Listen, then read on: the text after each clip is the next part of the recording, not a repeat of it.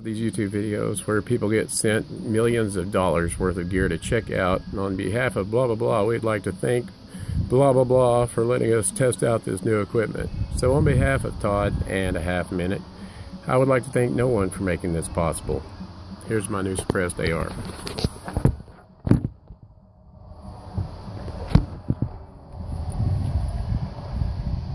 $200 yards.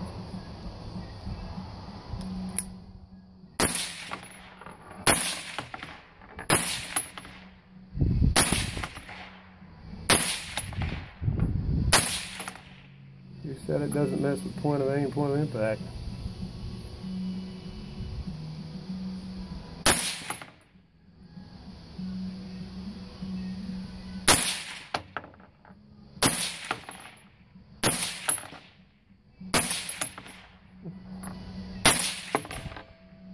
Oh.